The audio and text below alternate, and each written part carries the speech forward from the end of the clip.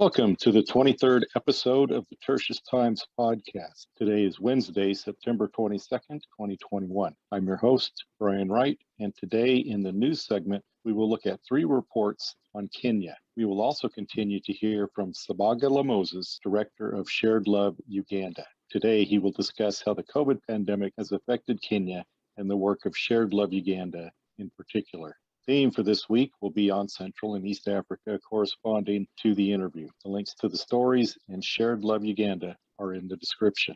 This Friday will be Save North Korean Refugees Day, with various activities to be held in Washington, D.C. Details will be provided at the end of the podcast. The link to more information is also in the description.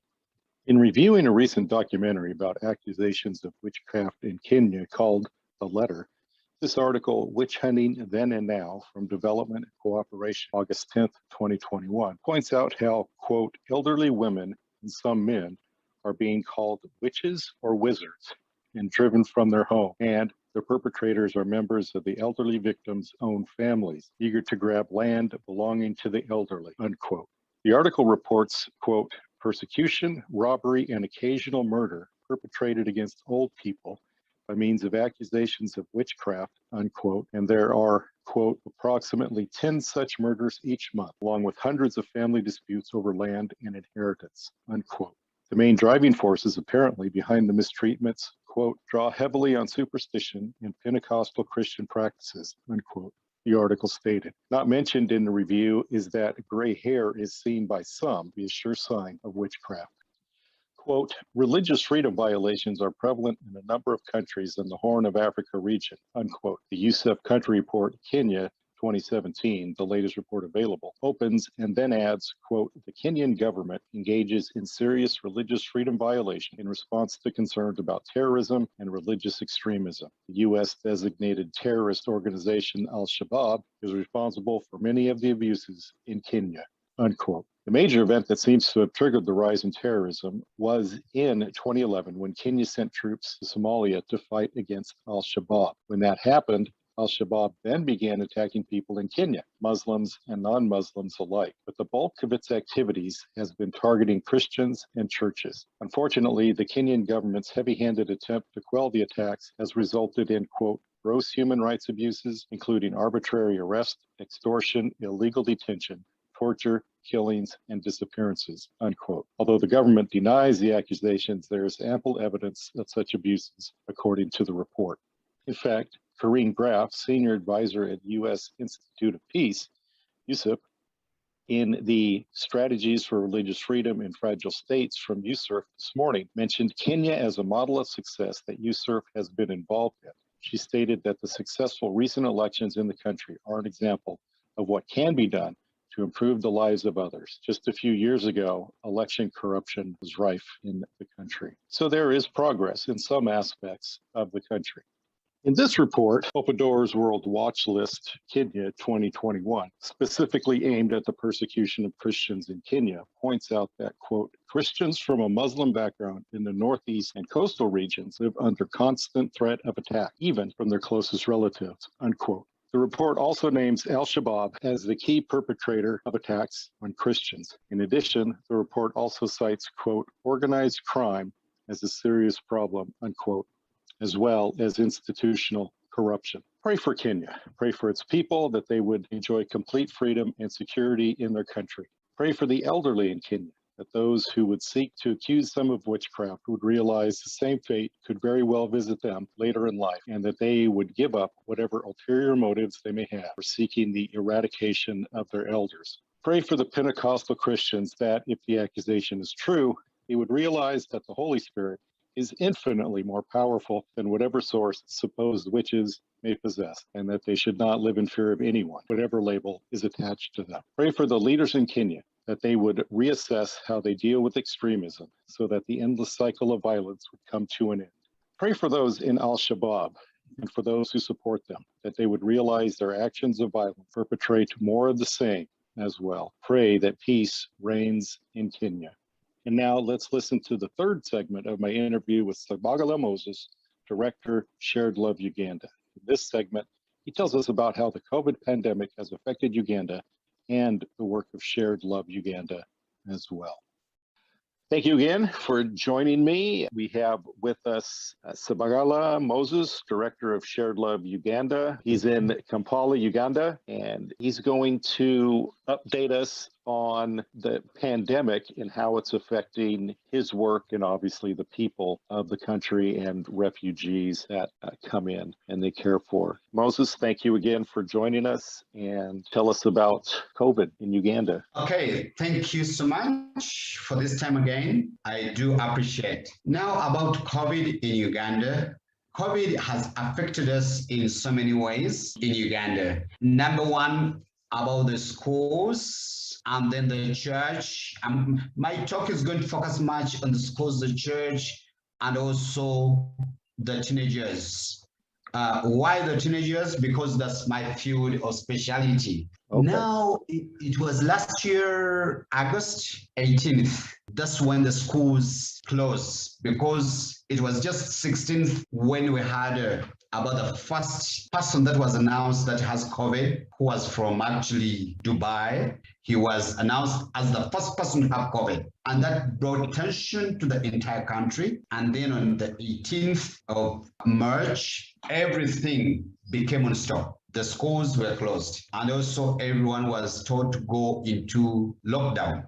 And most of the businesses closed. The churches closed. And actually, that was like the beginning of many people suffering. I can't imagine, and I've never thought about it, that the schools could be closed since then up to date, because even up to now, the schools are still closed. So children are supposed to be homeschooling, of which most of the Ugandans, they're not educated. So you can imagine people to be told that they are going to be teaching their children from home. That has been one of the biggest challenges, most especially in villages where there's no electricity, where people are poor and they're supposed to feed themselves, because even most of the businesses were closed. As I said, even the churches were closed. Now, when children stayed home, what were the effects? Number one, because children have been not going to school, we realize that they have started conceiving young girls. They have children. Oh, wow. From the age of 13, 14.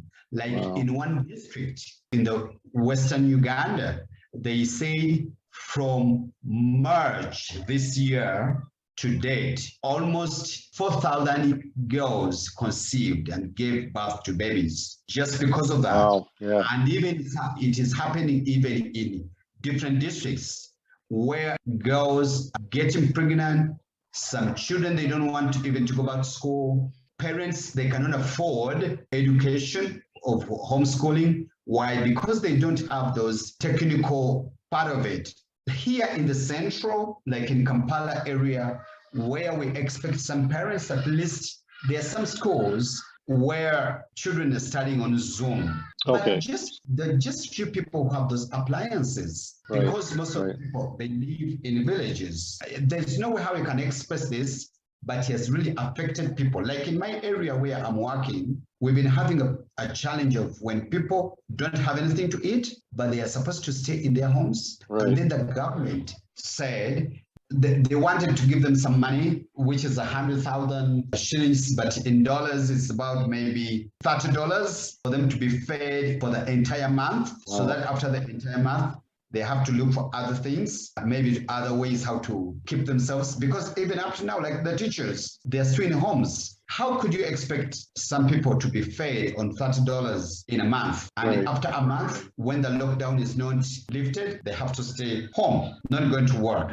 So that's how the teenagers, they have to look for some men who can give them money, and then they exchange money with sex. And that's how far it has affected them. Most of the private schools, they have closed because some of them, they had loan, but they've sold them in order to pay their loans. So, and we are still in lockdown. There's a big discussion on that, but they haven't yet said when they are planning to open the schools, but it's still a very, very big issue. Even there was a time when transportation was closed, when people cannot travel to the nearby health center, you couldn't expect them to walk because some they were having other ailments, among others. So it has been and is still a very big challenge in most of the communities in relation to COVID-19.